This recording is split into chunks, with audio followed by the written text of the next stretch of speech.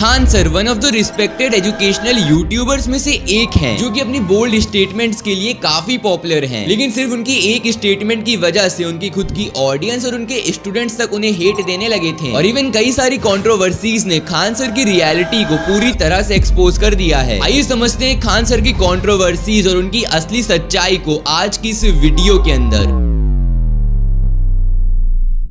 Khan sir का जन्म 1993 में गोरखपुर की एक मिडिल क्लास फैमिली में हुआ था। फैमिली की फाइनेंशियल कंडीशंस कुछ खास ठीक नहीं थी और बचपन से ही खान सर को अपने देश से बड़ा प्रेम था और इस वजह से वो बड़े होकर इंडियन आर्मी ज्वाइन करना चाहते थे। पढ़ाई में भी वो कुछ खास अच्छे नहीं थे, वो क्लास के पीछे बेंचेस में बैठा करते थे। उनकी जिंदगी का सिर्फ और सिर्फ एक ही उद्देश्य था, उन्हें बड़े होकर इंडियन आर्मी ज्वाइन करनी थी और अपने इसी सपने के साथ उन्होंने एनडीए का एग्जाम दिया। अपनी नॉलेज और मेहनत की मदद से उन्होंने एनडीए का एग्जाम क्लियर कर लिया। जो एक सपना वो बचपन से देखते हुए आ रहे थे वो पूरा होने ही वाला था, लेकिन उनकी मंजिल को यहाँ पर कुछ और ही मंजूर था। रिटन एग्जाम क्लियर करने के बाद वो मेडिकल क्लियर नहीं कर पाते। असल में बचपन से ही खान सर का एक हाथ थोड़ा सा टेढ़ा है और अपनी इस कंडीशन की वजह से वो मेडिकल एग्जाम में डिस्क्वालीफाई हो जाते हैं। दुख की बात तो ये है कि इस समस्या का कोई समाधान नहीं है। अपने वो इस हाथ को किसी भी तरह से ठीक नहीं कर सकते थे। बचपन से जो एक सपना खान सर देख रहे थे वो उनकी आंखों के सामने टूट गया। दुख तो बहुत हुआ, लेकिन रुकना खान सर की मंजिल में नहीं था। गोरखपुर से निकलकर वो पटना चले जाते हैं। पटना में पहुंचकर अलग अलग इंस्टीट्यूशन पर जो बच्चे यूपीएससी की प्रिपरेशन कर रहे होते थे उनको जीएस की कोचिंग देने लगते हैं खान सर। और ऐसे ही नॉर्मल कोचिंग पढ़ाते पढ़ाते टाइम बीतता रहता है और 2019 आ जाता है। 2019 में पूरे देश और पूरी दुनिया में लॉकडाउन लग गया था और यहीं से ही खान सर की जिंदगी में एक नया चैप्टर शुरू होता है। 25 अप्रैल 2019 0 व्यूज और 0 सब्सक्राइबर के साथ खान जीएस रिसर्च सेंटर की शुरुआत होती है। ना कोई फैंसी कैमरा और ना ही कोई फैंसी लाइटनिंग, सिर्फ एक व्हाइट बोर्ड और लो क्वालिटी वीडियो के साथ उन्होंने यूट्यूब पर वीडियोस अपलोड करनी शुरू कर दी। खान सर जो कुछ पढ़ाते थे लोगों को वो बहुत जल्दी समझ में आने लगा था और बस इसी ही वजह से लाखों लोग कुछ टाइम के अंदर ही खान सर से जुड़ जाते हैं। इसके अलावा उनके जियोपॉलिटिकल ओपिनियंस भी बच्चों के अलावा लोगों को काफी पसंद आने लगे थे। वो जिस तरह से जियोपॉलिटिक्स को समझाते थे वो काफी ज्यादा इजी होता था और काफी इंटरेस्टिंग लगता था। इसके अलावा जो गरीब बच्चे या लोअर मिडिल क्लास के बच्चे प्रिपरेशन करते थे और उनके पास इतने पैसे नहीं होते थे कि वो कोई कोर्स खरीद सके या कोई कोचिंग को अफोर्ड कर सके, उनके लिए भी कोर्सेज सस्ते में बनाने शुरू कर दिए। जहां पहले कई लाख रुपए देने पड़ते थे बच्चों को कोचिंग समझने के लिए, पढ़ने के लिए, वहीं खान सर ने कुछ हजारों रुपए में कोर्सेज बनाकर बेचने शुरू कर दिए और इसी वजह से बच्चों के बीच में उनकी रिस्पेक्ट बहुत ज्यादा बढ़ गई। लेकिन जहां सब कुछ बहुत बढ़िया चल रहा था खान सर की जिंदगी में नई कंट्रोवर्सीज आना बाकी थी। 2021 में खान सर के नाम को लेकर एक कंट्रोवर्सी हो जाती है जब इंटरनेट पर उनकी एक वीडियो काफी तेजी से वायरल होने लगी थी जहां पर वो भगवा कपड़े पहने हुए नजर आ रहे थे पूजा करते हुए और इसीलिए लोग कहने लगे कि इंटरनेट पर खान सर अपनी फेक पर्सनैलिटी दिखाते हैं। वो कोई मुस्लिम नहीं है बल्कि एक हिंदू हैं जिनका असली नेम अमित सिंह है। और इसी बीच उनकी एक क्लिप भी काफी ज्यादा सरफेस करने लगी थी जहां पर वो अपना नाम अमित सिंह बताते हुए नजर आ रहे थे। यार मेरा खान सर नाम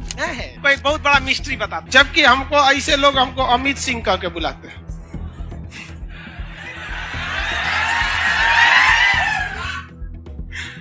हम इसीलिए कभी कभी बोलते हैं आप हमें समझ सको, अभी आप में इतनी समझ नहीं।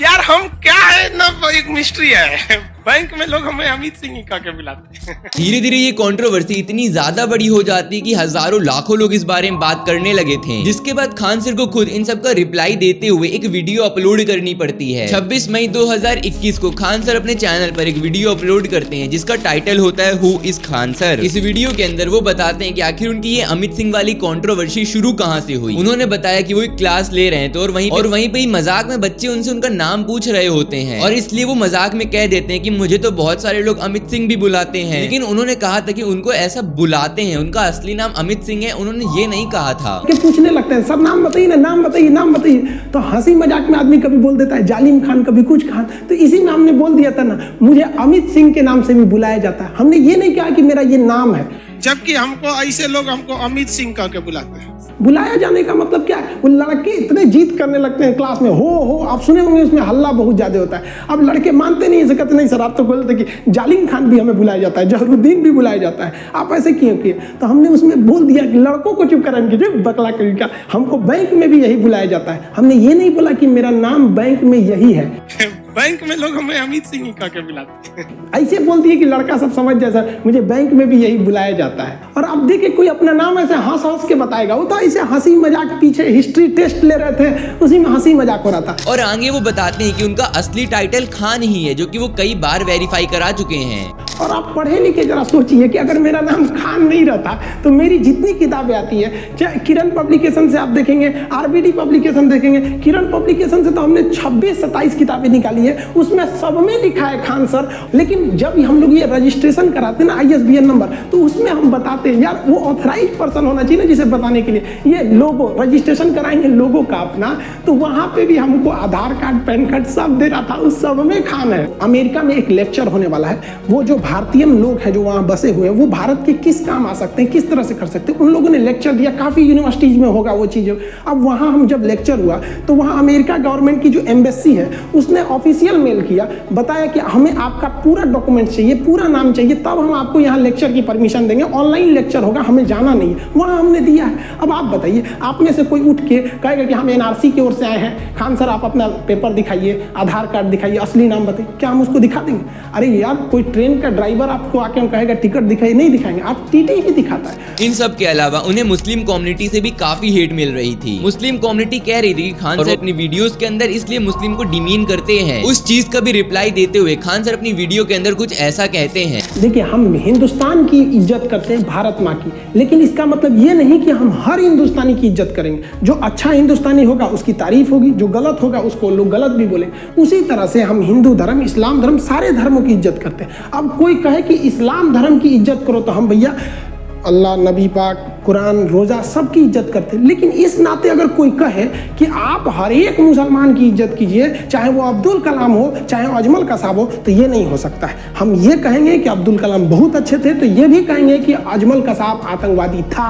IC-81 विमान हाईजैक कराया गया था मौलाना मसूद अजहर के लिए 1999 में। हम ये खुल के कहेंगे। हम यहाँ इज्जत करते हैं। जिस दिन हमारे किसी धर्म की इज्जत से कमी आएगी, हम कभी नहीं हो सकती हमसे। इन सब के बाद अलग अलग प्लेटफॉर्म पे उनसे उनका नाम पूछा गया, लेकिन खान सर ने कभी अपना असली नाम नहीं बताया। जिसके बाद साल 2025 में खान सर अपनी शादी के टाइम भी कंट्रोवर्सी में फंस जाते हैं, जिसमें शादी के बाद वो एक रिसेप्शन रखते हैं जहाँ पे वो कई सारे गेस्ट को बुलाते हैं। लेकिन उनके रिसेप्शन के टाइम पर उनकी वाइफ ने घूंघट रखा हुआ था और इसी चीज को लेके कई सारे लोग ऑफेंड हो गए थे। लोग कहने लगे थे कि खान सर अपनी वीडियोस के अंदर वुमेन राइट्स के बारे में तो बात करते हैं, लेकिन उनकी खुद की पर्सनैलिटी और उनकी खुद की सोच कितनी पिछड़ी हुई है। वो पढ़ाने को तो वुमेन राइट्स पढ़ा देते हैं, लेकिन वही चीज खुद के ऊपर अप्लाई नहीं होती। इसके बाद फिर एक पॉडकास्ट में खान सर ने इस पूरी कंट्रोवर्सी के ऊपर रिप्लाई देते हुए कुछ ऐसा कहा था। खान सर जो है विमेन इमेंसिपेशन की बात करते हैं, विमेन राइट की बात करते हैं और घूंघट ओढ़ा हुआ है। मैम, ये हम घूंघट को लेके जब रिसेप्शन हो रहा था तो हमने बोला था उनसे कि देखिए आप ये वाइफ का ही मेरे डिसीजन था कि हमको घूंघट में, क्योंकि उनका कहना था कि बचपन का शौक है मेरा कि हर लड़की का सपना होता है कि वो दुल्हन बने तो घूंघट। उतने भीड़ में घूंघट, दुल्हन की अलग पहचान क्या होती है, क्योंकि रिसेप्शन में तो सब सज धज के आए होते हैं, तो दुल्हन की पहचान क्या। हम कहें कि लोग फिर हमको बोलेंगे, तो कहें कि नहीं नहीं मेरे बचपन का शौक है हमारा ये घूंघट। तो हम समझाएं उनको, अब कोई कितना ही समझाएंगे, लेकिन वो जिद पे अड़ी थी कि नहीं हमको ऐसे ही रहना है। तो हम कहे ठीक है भाई।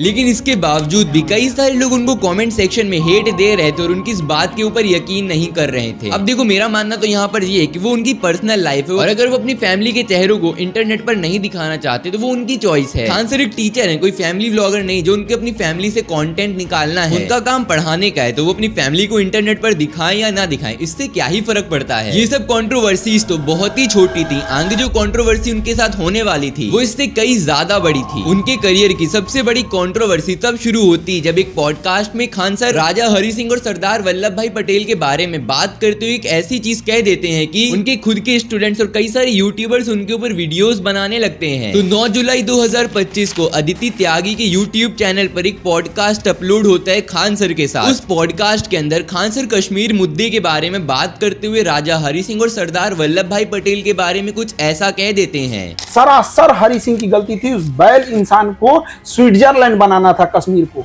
उसके घर के रिश्तेदारों को लेके गया है पाकिस्तान, औरतों को उनके घर की कई रिश्तेदारों को उठा ले गया है, तब जाके इसने सरेंडर किया है। देश आजाद हुआ है 15 अगस्त को, सरेंडर कर रहा है 26 अक्टूबर को। बताइए, 2 महीना बाद कर रहा है, 2.5 महीना बाद। ये क्या बेवकूफी है। वो भी जब कई रिश्तेदार गायब होने लगे, चौखट पे दिखने लगे आतंकवादी आ गए हैं, तब सरेंडर कर रहे हैं। एक और रीजन था, सरदार पटेल साउथ में ज्यादा ध्यान दिए थे, नॉर्थ में कश्मीर में जितना उनके पास स्कूल क्षमता थी सरदार पटेल लगा दिए रहते तो आज स्थिति अलग थी। सरदार पटेल कश्मीर में उतना नहीं लगाए जितना बाकी जगहों पर लगाए। वहां पर कहा जाता है नेहरू ले रहे थे सारे कॉल। रीजन क्या था, सरदार पटेल को उसमें ज्यादा, सरदार पटेल स्ट्रेट फॉरवर्ड थे, साइन करना है तो तुम्हारी हेल्प करेंगे, नहीं करना है तो नहीं हेल्प करेंगे। नेहरू का कहना था कि नेहरू जी समझते थे कि पागल आदमी है हरि सिंह। हरि सिंह विशुद्ध लालची और बहुत ही ज्यादा मतलबी इंसान था, उसके चक्कर में हमें आज तक ये भुगतना पड़ रहा है। अब आखिर कंट्रोवर्सी क्यों शुरू हुई थी उसका मैं आपको थोड़ा सा बैकग्राउंड दे देता हूँ। तो इंडिपेंडेंस के टाइम पे जब ब्रिटिशर्स ने इंडिया और पाकिस्तान का पार्टीशन करा था, वहाँ पर भारत की सभी रियासतों को ये चॉइस दी गई थी कि आप भारत या पाकिस्तान किसी के साथ भी जुड़ सकते हो जाकर। लेकिन राजा हरि सिंह जो कि कश्मीर रीजन के राजा थे, जो कि एक हिंदू राजा थे, लेकिन उनकी प्रजा ज्यादातर मुस्लिम थी, और इसलिए राजा हरि सिंह ने बोला कि हम इंडिपेंडेंट रहेंगे, हमें किसी के साथ नहीं मिलना है। लेकिन इसके कुछ टाइम के बाद पाकिस्तान आर्मी राजा हरि सिंह के ऊपर हमला कर देती है और कश्मीर को अपने कब्जे में लेने की कोशिश करती है। सिचुएशन बिगड़ने के बाद राजा हरि सिंह ने भारत सरकार के साथ एक इंस्ट्रूमेंट में सिग्नेचर कर लिया था, जहां पर ऑफिशियली कश्मीर को भारत का हिस्सा डिक्लेयर कर दिया गया था। लेकिन इस पूरी सिचुएशन को जिस तरह से खान सर ने अपने पॉडकास्ट के अंदर एक्सप्लेन करा, उनका बोलने का जो तरीका था या फिर उनका जो एक्सप्लेन करने का तरीका था, वो ज्यादातर लोगों को पसंद नहीं आया। और इसलिए एक और टीचर जिनका नाम है अरविंद भदौरिया, वो अपने चैनल पर खान सर को रिप्लाई देते हुए एक वीडियो अपलोड करते हैं, जहां पर पहले तो वो राजा हरि सिंह वाले पॉइंट को काउंटर करते हुए कुछ ऐसा कहते हैं। फिर वो कहते हैं देरी से सिग्नेचर इसलिए किए क्योंकि हरि सिंह स्वार्थी और लालची था। यहाँ पर डिबेट हो सकती है। देरी से सिग्नेचर हो सकता है मजबूरी की वजह से हुए हों, पर हम सीधे कहते हैं कि लालच की वजह से हुए तो कहीं ना कहीं शिक्षा जगत में यह एक धब्बा हो जाएगा। हमें ये देखना होगा कि जो जम्मू कश्मीर उस समय रियासत रही होगी, उसकी जो प्रजा मुस्लिम है, राजा हिंदू है, प्रजा चाहती है कि पाकिस्तान के साथ जाया जाए, तो राजा अगर इंस्ट्रूमेंट पर सिग्नेचर करती है तो राजा पहले अपनी सेफ्टी चाहेगा। तो यह एंगल भी तो देखा जा सकता है कि शायद राजा उस समय जनता की बातों को लेकर, जनता के प्रेशर को लेकर मजबूर रहा हो। सीधा उसको स्वार्थी और लालची बोल देना कहीं ना कहीं उसके साथ अन्याय होगा, और यह अन्याय खान सर ने किया है। फिर खान सर बोलते हैं कि वह मूर्ख है, बैल बुद्धि है, इसके कहीं कोई प्रमाण नहीं मिलते। और एक यूपीएससी के शिक्षक के द्वारा इस प्रकार की भाषा बोली जाना, मुझे नहीं लगता है कि यह इतिहास के साथ न्याय होगा। निश्चित तौर पर इन शब्दों को खान सर को वापस लेना चाहिए और शिक्षक के तौर पर इस प्रकार की भाषा का प्रयोग नहीं करना चाहिए। कश्मीर के मुद्दे में राजा हरि सिंह के अलावा और भी कई सारे लीडर्स की गलती थी, उस चीज को भी वो अपनी वीडियो के अंदर बताते हैं। पर जम्मू कश्मीर की हालत के लिए केवल हरि सिंह जिम्मेदार हैं, यह पूरी तरह गलत होगा। इसमें भूतपूर्व प्रधानमंत्री श्री जवाहरलाल नेहरू जी का भी योगदान है। आज जम्मू कश्मीर की जो वर्तमान स्थिति है उसमें इनका पूर्ण योगदान भी माना जा सकता है। हरि सिंह जी के अलावा इनको ग्लोबल लीडर बनना था, उसी के चक्कर में पीओके का मुद्दा यूएनओ में फंसा हुआ है। इनको क्षेत्रीय स्तर पर राजनीति का तुष्टीकरण करना था। ये चाहते थे कि शेख अब्दुल्ला प्रधानमंत्री बने राजा हरि सिंह की रियासत में, और शायद इसी को लेकर वाद विवाद हुआ और इंस्ट्रूमेंट ऑफ एक्सेशन में 3 दिन का डिले हुआ। इतना ही नहीं, आजादी से पहले प्रधानमंत्री जी ने संसद में एक बयान दिया था जिसमें कहा था कि जम्मू कश्मीर ने अनौपचारिक रूप से विलय का प्रस्ताव दिया है। इसका मतलब उस समय की सरकार इतनी सीरियस नहीं थी जम्मू कश्मीर के विलय को लेकर। अगर होती तो पहली प्राथमिकता जम्मू कश्मीर को दी जाती। इसके बावजूद भी पूरा ठिकरा केवल और केवल राजा हरि सिंह के ऊपर ठोका जा रहा है, तो निश्चित तौर पर कहा जा सकता है कि अन्याय है, और वो भी बदतमीजी के साथ, बैल बुद्धि और मूर्ख बोल देना। इसके अलावा खान सर ने जो सरदार वल्लभ भाई पटेल के लिए बोला था, उस चीज को भी रिप्लाई देते हुए कुछ ऐसा कहते हैं। आज भी महसूस हो रही है इतिहास से हम नहीं सीख पाए, पर इसका मतलब ये नहीं है कि माननीय सरदार वल्लभ भाई पटेल के व्यक्तित्व पर उंगली उठा दी जाए। उस समय क्या परिस्थितियां रही होंगी वो आज हम फील नहीं कर पा रहे हैं। उस समय जो हमारे नेताओं ने निर्णय लिए हैं वो उस समय के हिसाब से सही थे। सभी अपनी परिस्थितियों के हिसाब से निर्णय लेते हैं। उनका कद हमारे नजरों में हमेशा ऊंचा था, आज भी ऊंचा है और भविष्य में भी ऊंचा रहेगा।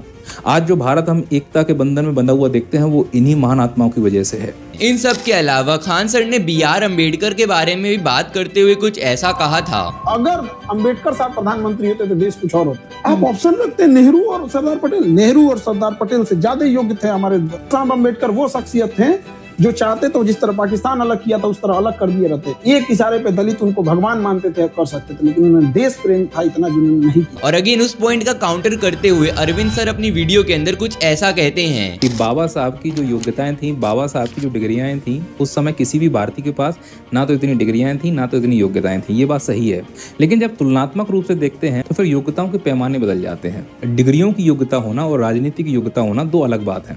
जैसे आज राहुल गांधी जी के पास बहुत बहुत सारी डिग्रियां हैं लेकिन राजनीतिक योग्यताएं नहीं है, जबकि मोदी जी के पास राजनीतिक योग्यता ज्यादा है। तो अगर योग्यताओं में डिफरेंशिएशन देखा जाए तो वर्तमान संदर्भ में भी देख सकते हो कि डिग्री और राजनीतिक योग्यता में अंतर होता है। तो इस हिसाब से बाबा साहब को पटेल साहब के साथ रखकर डिग्रियों के आधार पर देखेंगे तो निश्चित तौर पर बाबा साहब के पास बहुत डिग्रियां हैं, लेकिन पटेल साहब और नेहरू जी भी कम पढ़े लिखे नहीं थे। फिर इसी इंटरव्यू में खान सर ने एक बात और बोली थी कि प्रधानमंत्री बन जाते, चुनाव जीत जाते, अलग देश कर लेते। देखो, अगर अंबेडकर जी भारत के प्रधानमंत्री बनते या राष्ट्रपति बनते तो पूरे भारतवर्ष के लिए एक गौरव की बात होती कि इतना योग्य व्यक्ति हमारा मुखिया बना।